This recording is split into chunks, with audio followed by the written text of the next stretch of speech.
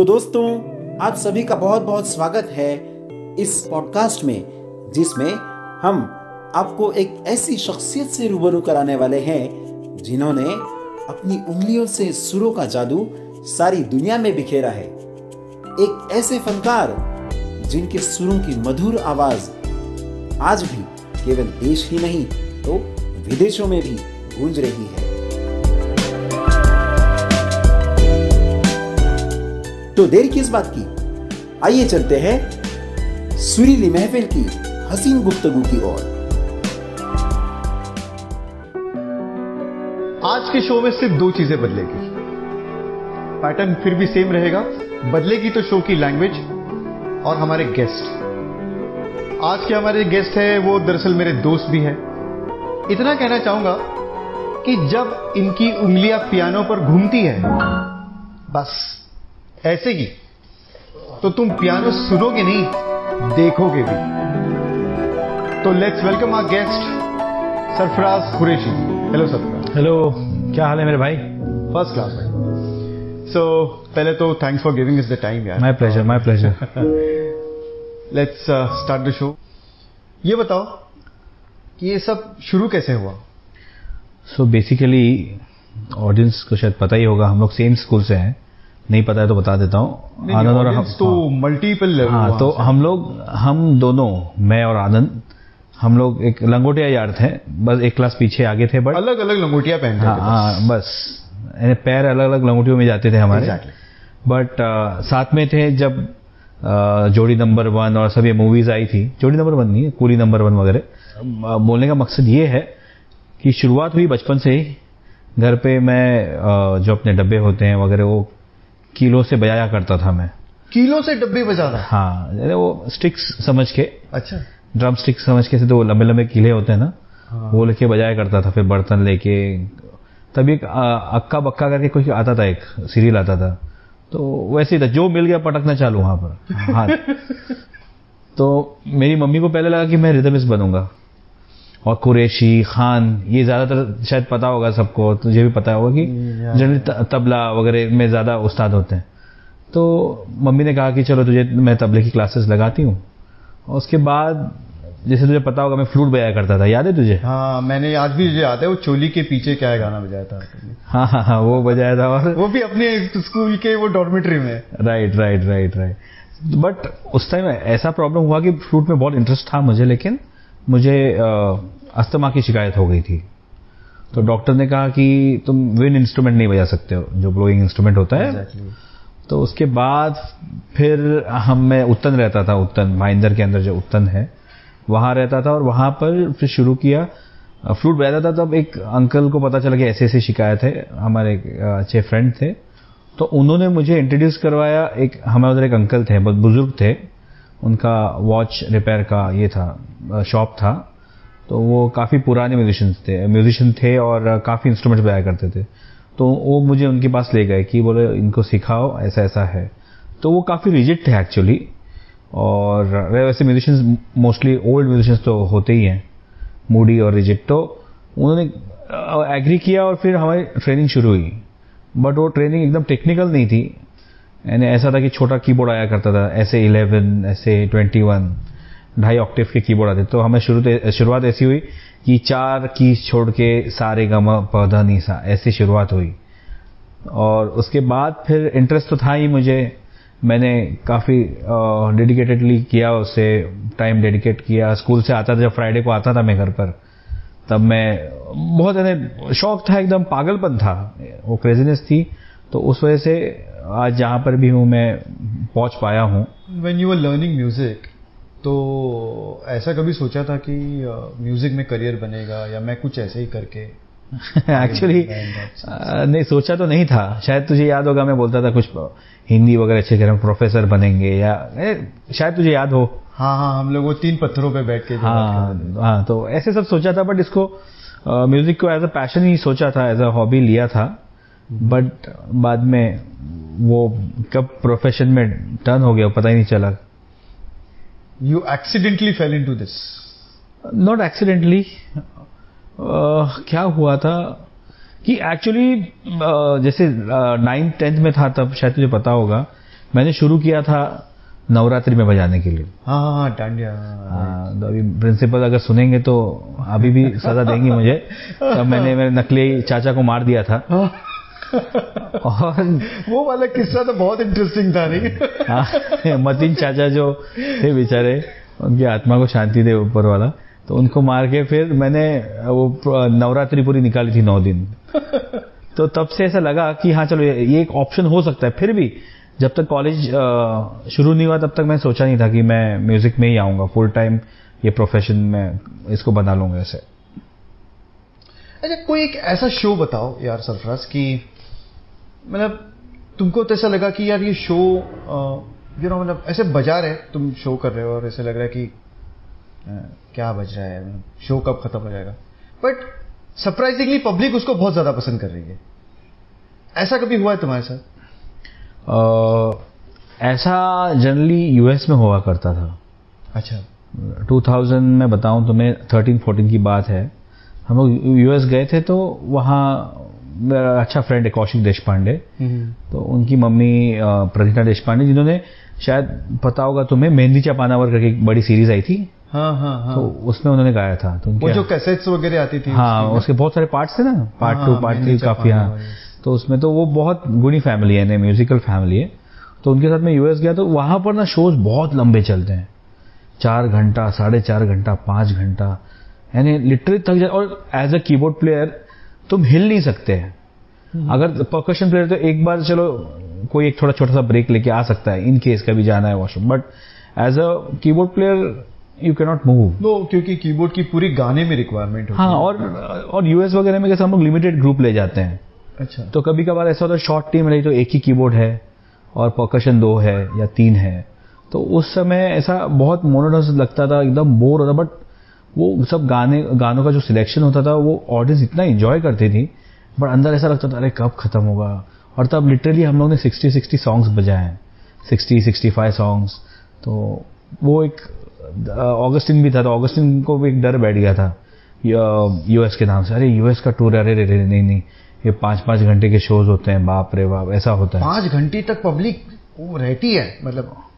हाँ, वो तो ब्रेक लेते रहते हैं ना, तो उनको क्या है। अच्छा, वो ऐसे, ओके। हाँ, उनको थोड़ी बैठे रहना है। वो भी सही है। हाँ, मतलब यहाँ पर शो चलता रहता है, वहां पर पब्लिक आती जाती बैठती है ऐसे। राइट। बट बहुत यूएस में सीखने काफी मिला, बिकॉज जब तुमको 60-70 सॉन्ग्स परफॉर्म करने हैं तो तुम्हारी प्रिपरेशन भी वैसी होनी चाहिए ना। सही बात। तो एक स्कूलिंग टाइप वो ही होता था, एक लर्निंग जैसा ही होता था हमारा यूएस टूर। अच्छा, इंडिया में अपनी जो वीआईज हम लोग जो परफॉर्म करते हैं in front of Indian audience, और when you perform there in United States or in any other foreign country, particularly western world, तो वहाँ के अप्रोच में कितना डिफरेंस होता है? मतलब how people approach you as an artist? सबसे बड़ा जो डिफरेंस है वो है कि मैं यहाँ ऐसा नहीं कहता हूँ कि यहाँ नहीं होगा वो चीज़ जो बता रहा हूँ मैं, बट वहाँ पर एयरपोर्ट से जब आप बोलते हो ना कि आई एम अ म्यूजिशियन, तो उनका एक नज़रिया चेंज हो जाता है और एक रिस्पेक्ट आ जाता है। बट हमारे यहाँ पर आई डोंट नो, ऐसा है कि म्यूजिशियन, अच्छा म्यूजिशियन है क्या, ओके, तो लिटरली ऐसे भी पूछते लोग, अच्छा म्यूजिशियन फिर काम क्या करते हो लेकिन आप? लिटरली मेरे फ्रेंड को उसके रिलेटिव पूछते थे, अच्छा तुम लोग काम तो शाम में, तो सुबह क्यों नहीं ऑफिस जाता है तू? यानी ऐसा परसेप्शन लोगों का है वहां पर, काफी अच्छा है। हालांकि हम लोग परफॉर्म भी करते हैं, इंडियन ओरिजिन के लोग होते हैं वहां पर भी, बट अप्रोच जो है उधर इन जनरल अच्छा है म्यूजिशियंस को लेकर। वहाँ के इंडियन ओरिजिन लोगों का अप्रोच भी इंडियन ही होता है या वहाँ के हिसाब से बदल जाता है? मिक्स होता है, बट अगर तुम एक फॉरेन, अगर वहाँ के अगर तुम गोरों को पूछो या बताओ तो वो लोग खुश हो जाते हैं, बोला I play the piano, I am a pianist वगैरह, तो वो बहुत खुश हो जाते हैं म्यूजिशियन। ऐसे अपने शो में यहाँ पे गोरे लोग आते हैं, मतलब अपने सॉन्ग्स वगैरह ऐसे सुनने? कभी have you come across somebody who is a या समटाइम्स होता है, वहाँ के डेलीगेट्स होंगे कभी, तो होता है काफी। यहाँ पर भी होता है ना कि तो हम उनके लिए फिर स्पेशली फिर हम सॉन्ग्स रखते हैं, वेस्टर्न सॉन्ग्स, हॉलीवुड के सॉन्ग्स, एक 4-5 सॉन्ग्स अलग से रखते हैं और एंजॉय भी करते हैं वो लोग काफी।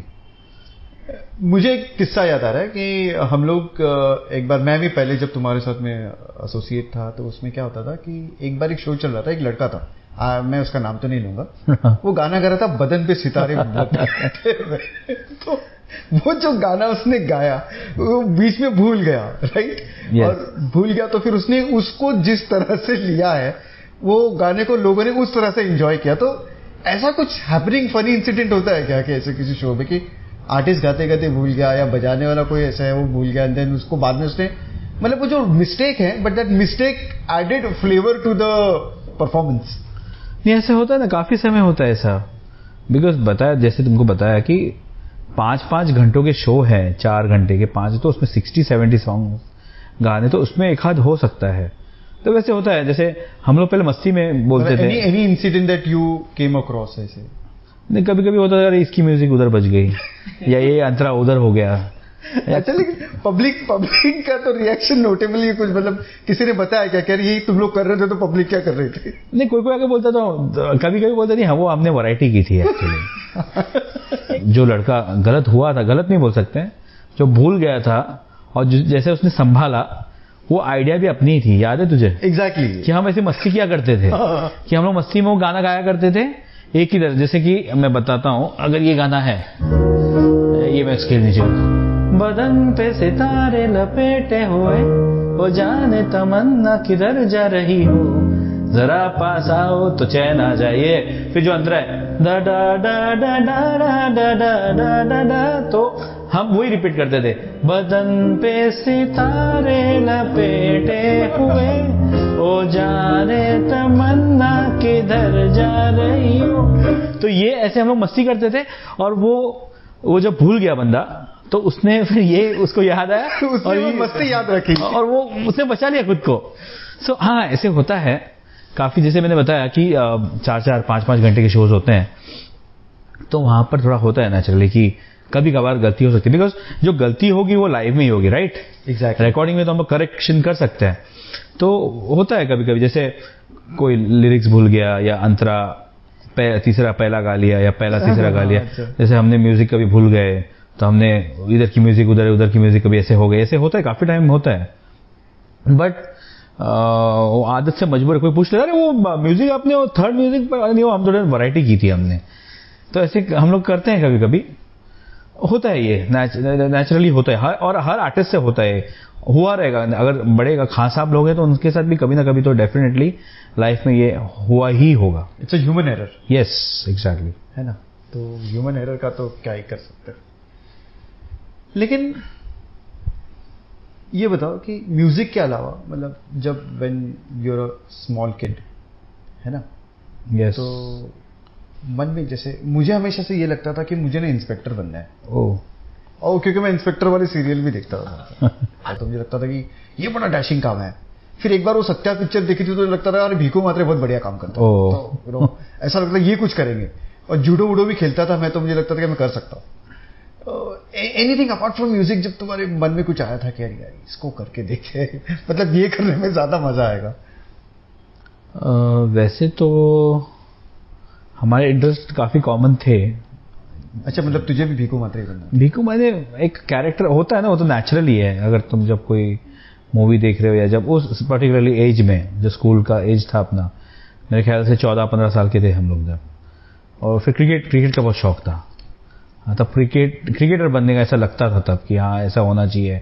जैसे तुझे याद होगा शायद, मुझे फील्डिंग बहुत पसंद थी, याद है तुझे? मैं अपने ऑडियंस को ये बताना चाहूंगा कि हम लोग जब क्रिकेट खेलते थे तो सरफराज एक ऐसा इंसान था, ही वाज द ओनली, अच्छा हमारे यहाँ पर होता था पार्शियल ब्लाइंड, टोटल ब्लाइंड, ठीक है? तो he was the only totally blind person जो पूरी बाउंड्री लाइन पर ऑलमोस्ट अकेला होता था, और बहुत कम ऐसे एरर्स होते थे उससे कि बॉल छूटा और बाउंड्री लाइन पे गया। मतलब he used to run faster than the ball कि वो उसके हाथ से कभी बॉल छूटा हो। मतलब इतने लेवल का पैशन था उसका फील्डिंग में। तो वही उसमें तब ऐसे कुछ लगता था। फिर स्विमिंग का शौक था, तो स्विमिंग सीखते थे हम। जूडो तो तेरे ज्यादा सीखने नहीं मिला हम लोग की क्लास को। हाँ। शायद मेरे बैच के बाद शायद फिर शुरू हुआ ना। जो एक लौती चीज मैंने सीखी थी स्कूल में वो जूडो थी। हाँ, सो वैसे तो लगा, बट ऐसे बोल नहीं सकते कि म्यूजिक में ही करना। जैसे मैंने पहले बताया, म्यूजिशियन ही बनना है या इसको एज अ करियर टेकअप करना है, ऐसा कुछ सोचा नहीं था। बट थे, पढ़ाई में भी वैसे थे 11th आवर वाले हम लोग। क्रिकेट का था इंटरेस्ट, स्पोर्ट्स का भी था इंटरेस्ट, बॉडी बिल्डिंग का था। अभी जो हूँ मैं, डबल साइज फैमिली पैक नहीं था तब मेरा। अभी फैमिली बढ़ गई तो पैक भी था। तो तब तो अच्छे हुआ करते थे हम लोग, जब वो पूरा सूर्य नमस्कार, डिप्स वगैरह 60, 65, 70 मारा करते थे, वो अलग जोश था तब। तो बॉडी बिल्डिंग का एक शौक था तब, एंड क्रिकेट का शौक था। ये 2 शौक मुझे अच्छे से याद है। सरफराज, मैंने YouTube पे ना वो तेरी मिट्टी में मिल जावा सुना था। हाँ। It was in your style, तो बहुत पसंद आया था मुझे। इनफैक्ट इसका कुछ एक छोटा सा piece, you know, if you can play for. Definitely ये एक मिनट, इधर मला बोला था, हर एक एपिसोड में ऐसा कोई एक लम्हा आता है जिसमें मुझे फिर लगता है कि यहाँ पे आके भी थोड़ा बहुत इंटरप्ट करूं, क्योंकि ये बहुत अभी बहुत ही अहम बात आनंद ने छेड़ी है कि ये बोल रहा था कि यार कि भाई ये आपके कौन कौन से अलग अलग यू नो जो हॉबीज थे and how did you perceive this. तो सरफराज, एक सवाल तो मेरा भी बनता है बॉस। हाँ, तो ये डेफिनेटली। है दोस्तों, मैं आपके बिहार से और इवन मेरे भी मन में ये सवाल है जो मैं सरफराज को पूछना चाहूंगा कि यार कई सारे बच्चे ऐसे होते हैं, इंक्लूडिंग मी ऑफ कोर्स, कि जो यू नो 25, 30, इवन 32, 33 तक भी उनको बच्चे ही रहते हैं। हाँ, बच्चे ही रहते हैं। क्योंकि वो कई सारे अलग अलग चीजें ट्राई करते रहते हैं कि चलो आज ये करूं। जैसे अभी आनंद ने कहा कि मैं इंस्पेक्टर बनना चाहता हूँ, जैसे अभी सरफराज ने कहा कि मुझे स्विमिंग भी आता था, फील्डिंग भी आती थी। तो पता नहीं चलता यार कि कौन से इस पर अभी फोकस करके भैया आगे बढ़ना चाहिए। तो सरफराज, मैं आपको पूछना चाहूंगा कि आपको कब और कैसे लगा कि यस नहीं यार बस बहुत हो गया है सब कुछ चीजें, अब बस यही करना है। तो इसके बारे में जरा थोड़ा प्रकाश डालें, और ये जो हमारे कंफ्यूज हुए बच्चे हैं सामने जो देख रहे हैं आपको, उनको जरा बताएं। नो, सो अच्छा, काफी अच्छा क्वेश्चन है किरण का। मैं भी बात करते करते याद करता हूँ कि कब मैंने फाइनली सोचा कि करना। मैं पानी दूं तुझे? नहीं, थैंक यू। और स्कूल में था तब, मैं पहले बताता हूँ कंफ्यूजन मेरे माइंड में क्या था। मैं स्कूल में था ना, तब मैं ना बोलता ना हर इंस्ट्रूमेंट थोड़ा थोड़ा बजाता था। तो हमारे सर थे, लेट भूमया पाशा सर थे, बहुत ही टैलेंटेड सर थे। उनका भी आशीर्वाद है हमें। आनंद की भी सर रह चुके हैं हाँ। स्कूल में। तो उनको एकदम बराबर पता चलता था कि मैं मस्ती कर रहा हूँ। जैसे मैं उनके टाइम पे वायलिन सीखता था, तो हमारी एक जगह हुआ करती थी विंडो के पास, वहाँ वायलिन सीखने वाले बैठ के बजाते थे नीचे। तो मेरा कोई और एक फ्रेंड मैंडोलिन बजा रहा, तो जाके ले लिया, उससे एक ट्यून बजाया। फिर वो एक बोंगो बजाया, तो उससे जाके बोंगो छीन लिया, बजाया। ऐसे काफ़ी मस्तीखोर तो काफ़ी हुआ करता था। मैं हूँ, अभी भी हूँ। तो कन्फ्यूजन मुझे उसमें था। लेकिन फिर ना मेरे एक फ्रेंड आए, उन्होंने बोला, सरफराज ऐसे करेगा ना तो jack of all master of none होगा, तुझे सिलेक्ट करना पड़ेगा एक इंस्ट्रूमेंट और उसमें तुम मास्टरी करो। तब मैंने फिर डिसाइड किया कि कीबोर्ड लेते हैं, बिकॉज कीबोर्ड का कैसा है, ये चैलेंजिंग भी है और प्रैक्टिकली भी चैलेंजिंग है। बिकॉज आज तुमको जैसे किरण का इंटरव्यू किया था तुमने, फ्लॉटिस्ट, तो आज की तारीख में फ्लॉटिस्ट कम है और क्वालिटी फ्लॉटिस्ट और भी कम है। बट कीबोर्ड आप ले लो ना, तो आज अनगिनत कीबोर्ड प्लेयर मिलेंगे आपको। तब मैंने सोचा कि क्यों ना इसको एज अ चैलेंज इसको एक्सेप्ट करते हैं और उनमें से बेस्ट बनने की कोशिश करते हैं। तो तब ऐसे सोचा था। और उसके बाद फिर कॉलेज में आया, कॉम्पिटिशन्स में परफॉर्म किया। देन मेरे ख्याल से रूपरेल में ही था मैं, पवे का शो किया था आनंद हम लोग ने। हाँ। तो वो इमेच्योर क्या बोलते हैं शोज थे, लेकिन वो शुरुआत थी हमारी। और हमने ऑर्गेनाइज किया था खुद का फर्स्ट इवेंट 2005 में, जब बरसात हुई थी ना 26 जुलाई की, उसके बाद ही शो था। उनको बहुत टेंशन था कि फर्स्ट टाइम हमने ऑर्गेनाइज किया है, अमीन सैनी सर को बुलाया था उनको, तो सब होगा क्या। लेकिन लकीली तब हमारा वो हॉल की कैपेसिटी कुछ 750 थी, कर्नाटक संघ में किया, बट वहां पर फिर भी 500 पीपल टर्न्ड अप। तो उसके बाद फिर मैंने सोचा कि चलो अभी इसको प्रोफेशन ही बनाते हैं। ऐसी शुरुआत हुई हमारी। ये 2005 की बात बता रहा हूं मैं तुमको।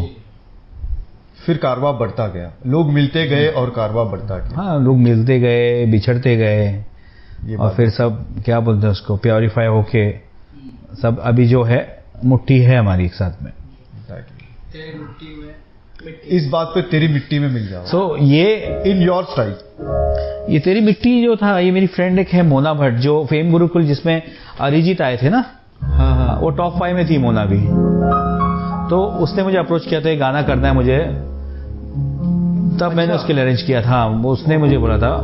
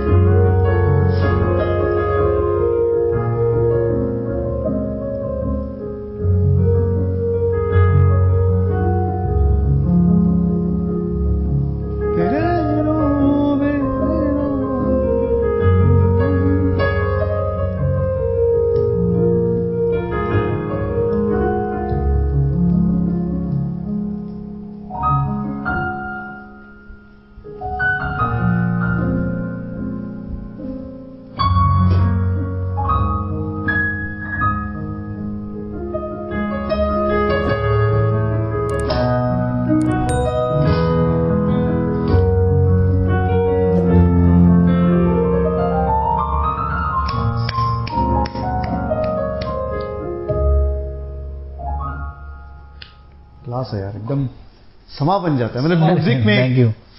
फीलिंग आ जाती है इनफैक्ट ऐसे। वेल, हमारे पॉडकास्ट के अगले एपिसोड में हम देखेंगे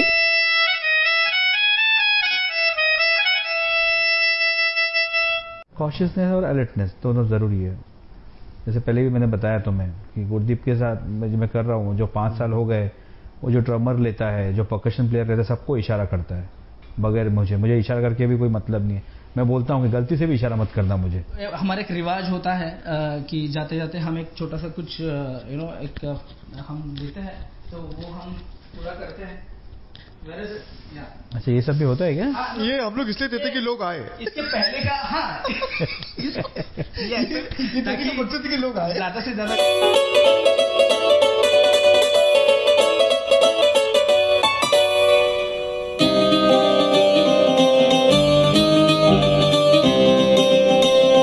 अरे